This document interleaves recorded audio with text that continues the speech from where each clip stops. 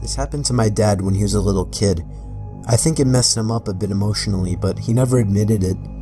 This story freaks me out just imagining it.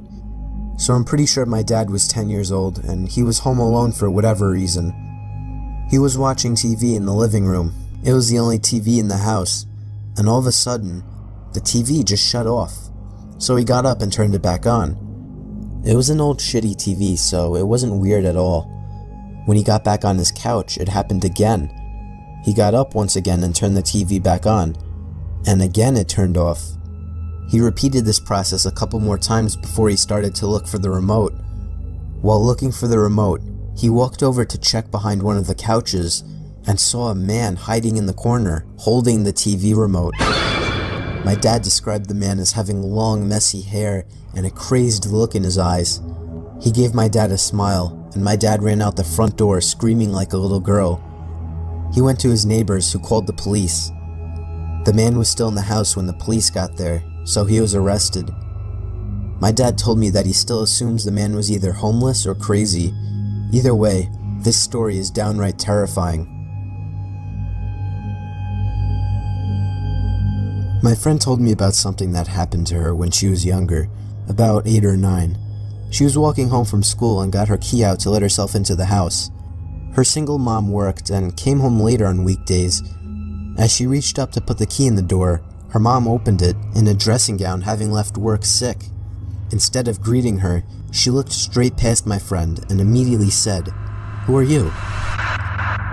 My friend turned around, and a man in a long coat hurried back down the path and down the street. Being ill that day had possibly saved her daughter from something potentially horrible happening to her. Before I start this story, I want to note that Jacob's mother is a drug addict, and his father really didn't have much wrong with him outside of being with his mother. So one night, when Jacob and his father were asleep, they heard a series of loud banging, scratching, and moving noises coming from the mother's room. Jacob's father jumped out of the bed and ran down the hall and started slamming on the door. His mother opened it, yelling at him to quiet down and that he woke her up. He asked her about the sounds. She hadn't been awake to hear them. Jacob's dad would have assumed that she was on something again, but something was wrong. The window was open all the way, and the TV was moved across the room, still plugged in, and had the screen facing outside. Jacob's dad was reasonably scared. He shut the window, got his bat, locked the mother's room from the outside, and made her sleep in the living room. He stayed up most of the night. He woke up Jacob at 5. It was still dark out. Jacob went out to the kitchen where his mother already was. A couple minutes later, his dad walked in, wide-eyed. He pointed at Jacob and his mother and held his finger to his lips. They both quieted down. They heard something shuffling around on the roof, going from edge to edge. Jacob's dad had the bat. They sat together in the room, quietly. Minutes later, the sound went away. Jacob's grandmother was called. She was asked if everybody could stay over there for a little while. She said yes and told them she'd come pick them up. Jacob finished eating and went to go sit on the couch. There was no TV in that room, so he sat in silence. He looked over at a door to an empty room in the hallway. The door was open. There was a finger wrapped around the side of it. Jacob screamed and pointed to it, and his father grabbed him and ran out. Jacob's mother followed behind. They went to a gas station and sat out front until they saw Jacob's grandmother's truck.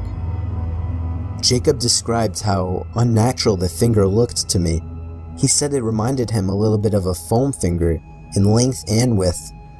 It was wrapped clear around the door frame, the door itself being latched on the opposite side. They didn't go back to that house much after that. Once they'd gotten everything out of it, they never went back again. Nothing was stolen, and the window in the empty room was open.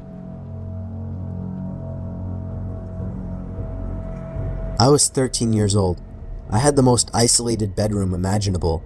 Mix that with a wild imagination, and I was often up late at night, scared and paranoid, unable to fall asleep. My bedroom was a separate floor of the house, on the opposite side of my parents' room. They had no way of hearing what was going on in my room. So it was a seemingly ordinary night, with a bit of rain, but not a storm. I woke up and looked at my clock and saw that it was 2 in the morning. I got an uncomfortable feeling right away, but I didn't know why. I then saw at the edge of my bed, there was a shadow of something roundish just over the head of the edge of my bed. My heart started racing until I realized it was just my hat. I sometimes hung my hat on one of the wooden poles at the edge of my bed, so I calmed myself down and fell back asleep. I woke up again around half an hour later and was again startled by the sight of the shadow at the end of my bed. But after my brain started to fully wake up, I remembered it was just my hat again. This process happened one more time that night, probably another half hour later, and once again, I was startled by the sight of the shadow. I was getting thirsty, so I reached my hand down to the side of my bed, looking for my water bottle, but I instead found something else. My hat. And at that instant, I felt my heart drop into my stomach, as I almost fell out of my bed trying to turn the lamp on. The light revealed the face of a man, peering over the edge of my bed, staring right into my eyes. I let out the highest pitched scream a boy could possibly produce, and ran straight past the man and down the stairs of my room. I felt the man try to grab me, but I managed to open the door and run to my parents' room to get my dad. My dad got the baton from under his bed and raced to my room, but he was too late. When we got back to my room, the window was wide open. Apparently the man jumped out onto the patio roof outside my window. When I was a kid, I had a huge group of friends that all happened to be on my block. On the weekend nights, we would always play manhunt, aka hide and go seek for older people. It worked out great because since we were all neighbors, we used all the front and backyards and even the woods behind our houses. We had a rule though, that we couldn't go out more than a backyard's length into the woods. I always used the same hiding spot, and nobody ever found me. I always hid behind an old rusty barrel that was thrown into the woods years ago. So on this particular night, there were only 6 of us playing. My friends Joe and Raj were on my team. We quickly dispersed as we were the first to hide. I ran to my usual hiding spot, through my backyard into the woods behind the barrel. Usually I would see the flashlights of the other team shining through the backyards in the woods, but it was unusually quiet this time. And then, I finally heard footsteps nearby. I didn't see a flashlight, so I assumed it was one of my teammates. I whispered Joe and Raj's names, but then whoever it was started charging at me, full on sprinting. I immediately shot up and ran out of the woods to find a new hiding spot in my backyard, but nobody ever came out of the woods. I heard all my friends calling my name from out front, including Joe and Raj, so I assumed something was wrong and went up front.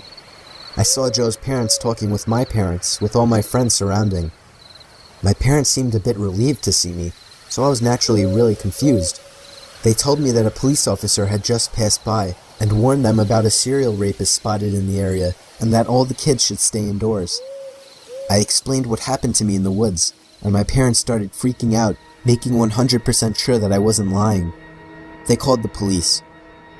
I really don't know if he was ever caught, but I really hope he was. I try not to think about what would have happened to me had whoever that was caught me. When I was maybe 12 or 13, me, my mom, my stepdad, and 2 dogs went to the beach for a weekend. We rented an apartment all the way at the back of the shore. The apartment had nothing surreal to it at first sight. We unpacked everything and went out for dinner straight afterwards. We came back and at the time it was maybe 9 p.m. We watched some TV for an hour or so. My mom, stepdad, and 2 dogs slept on a bed you could make from the couch. They gave me the bedroom with a king-sized bed. I went to bed and used my computer for a while to play some games that I had pre-installed since I knew that there would be no internet connection there. I stayed up playing games pretty late at night. I decided it was time to get some shut-eye and go to sleep. Maybe after 5 minutes of laying in my bed, complete silence filled the room. But then, all of a sudden, I hear this extremely loud sigh. I knew it wasn't my parents or the dogs considering the door to the living room was closed. I straight bolted from that room and went to sleep in the bedroom opposite of the master bedroom. My heart was pounding so fast because I was absolutely petrified. Needless to say, no sleep was had that night. I told my parents about it the next morning, and they told me it was probably just my imagination, but I was certain it was not.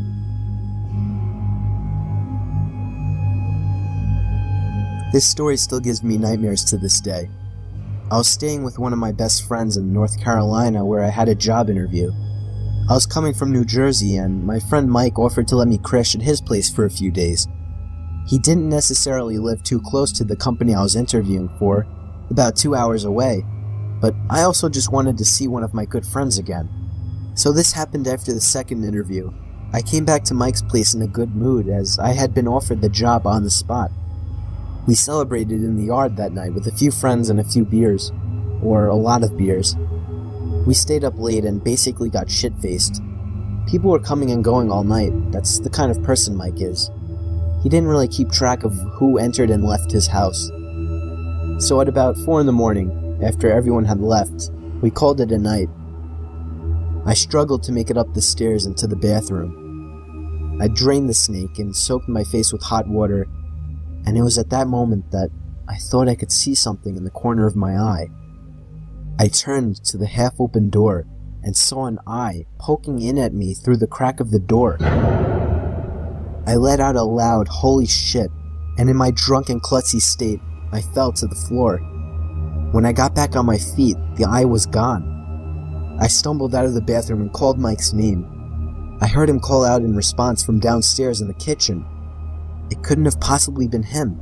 I didn't hear anyone go down the stairs, but I asked if he was up there anyway. Expectedly, he replied with a no. I can't remember fully, but I assume I just brushed it off under the assumption that I had too much to drink. I made it to the guest bedroom and basically fell onto the bed, barely managing to throw the covers over myself. You know when you're drunk you fall asleep easier. That's an understatement. I think I fell asleep seconds after falling onto that bed, only to wake up after an unknown duration of sleep. I immediately felt the unbearable headache coming on, and began to rub my head. It was probably a little before sunrise. The room was a bit chilly. My foot was sticking out of the covers, hanging over the edge of the bed. And then it happened. I felt something extremely cold grab onto my foot and start stroking it. I then heard a raspy voice whisper the words, "Can you help me?" I sat up and screamed at the top of my lungs before sprinting out of the bed and out of the room, meeting Mike at the top of the stairs. I called the police and they arrived shortly. The intruder was actually a woman in her late 40s who clearly suffered from some kind of addiction. She admitted to simply walking right into Mike's house and hiding in a closet. The eye I saw was hers, peeking at me while in the bathroom. I always make sure to cover my feet with my sheets now.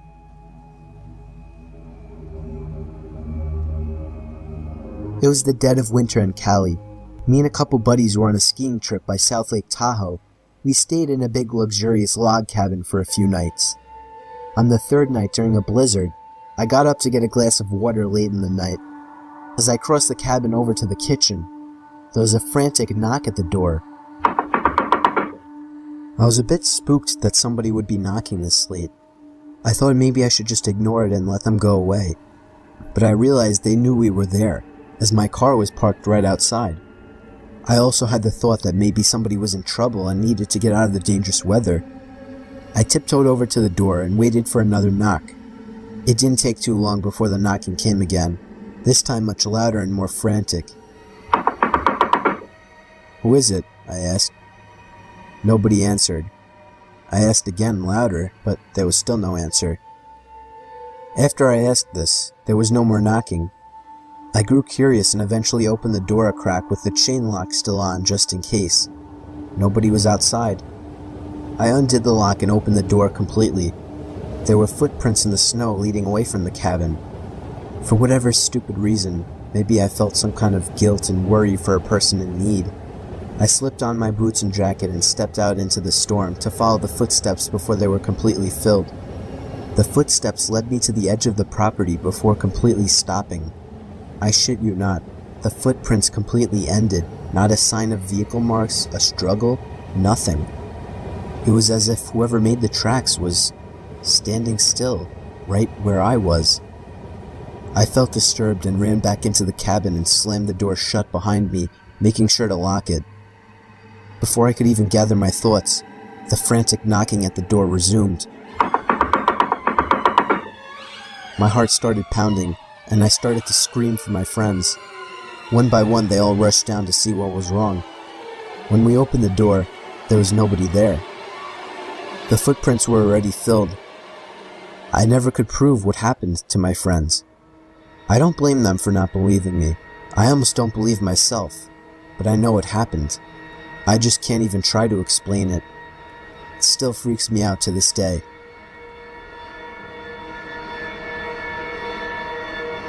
My friend and I were going to a party a few hours out of town, so we decided to stay at her family's holiday house about an hour south of the party. We arrived around mid-afternoon, and it was winter in a holiday town, so the area was completely empty. No other cars on the street.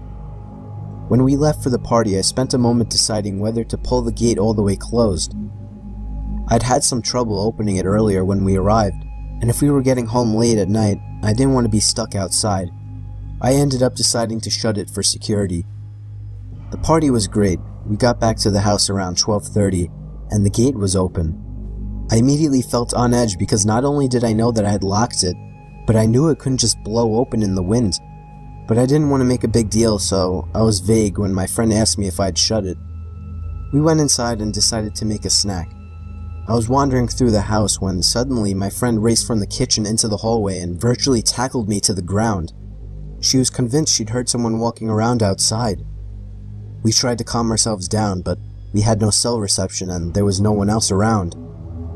Over the next half hour or so, as we sat in the hallway paralyzed with fear, we heard footsteps outside and the back door being jimmied.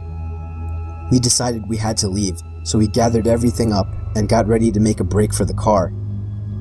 Just as we were at the front door ready to leave, there was a huge bang in the backyard, and suddenly what sounded like hundreds of birds started screaming. We legged it to the car, ended up starting it with all our stuff still on our laps. We hadn't bothered to even put in the back seat. As we reversed out the driveway, we saw somebody running up the side of the house towards us. We sped the entire way home, and didn't sleep at all that night.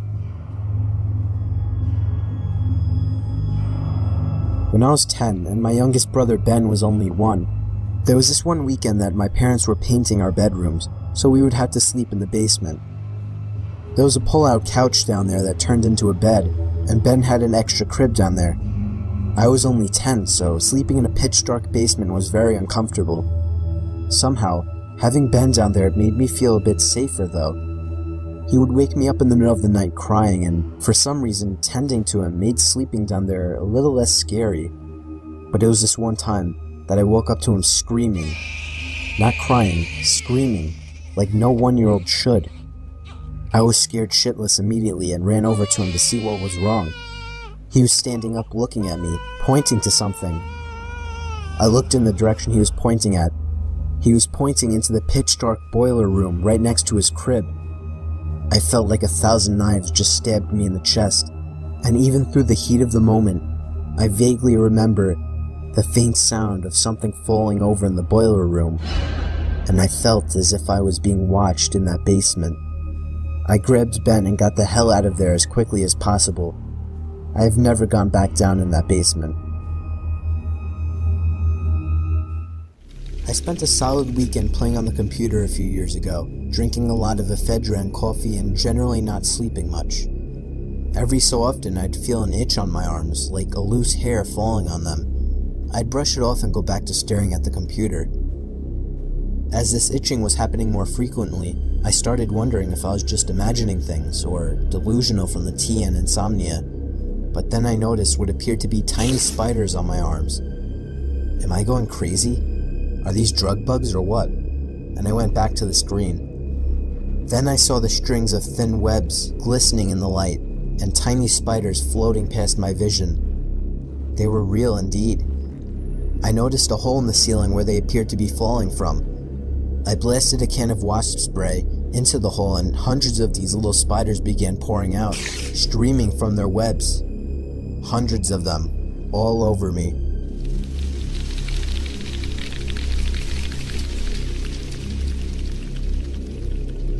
I got home from work late one night, was walking onto my front stoop, when I walked right into this huge spider web. At first I didn't think much of it until I looked down, and saw about 20 to 30 baby spiders all over me. I started freaking out, then noticed the parents sitting on my door. They were huge, almost the size of a hand. So of course I didn't want to use the front door. I run to my back door, throw off all my clothes, and jump in the shower. I then watch as the spiders began falling out of my hair.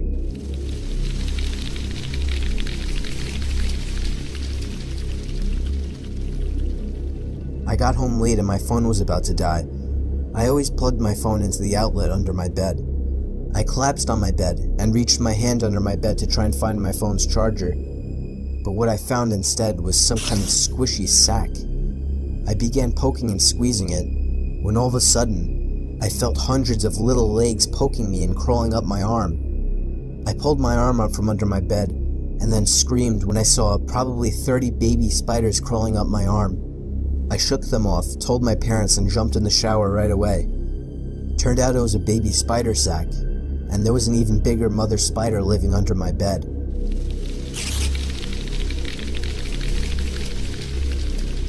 I awoke from my deep sleep in the middle of the night to the feeling of something huge crawling around in my bed.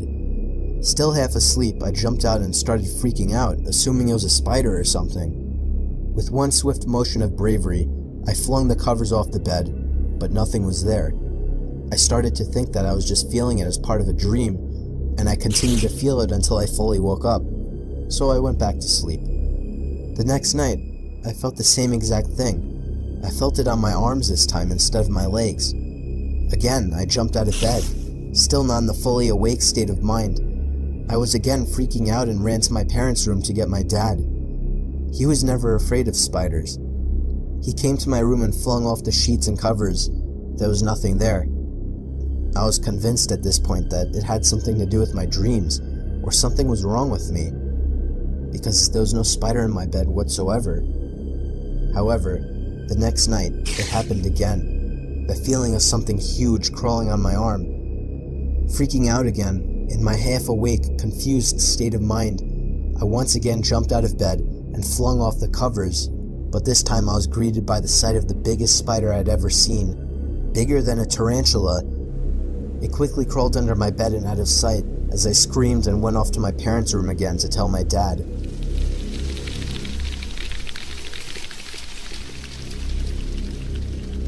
This happened when I was staying with my grandma for the weekend.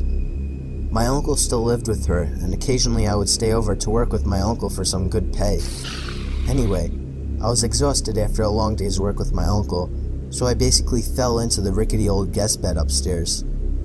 I watched some TV for about 10 minutes before just deciding to go to sleep. It was a hot night. You know how on hot nights you constantly have to flip over the pillow to the cooler side?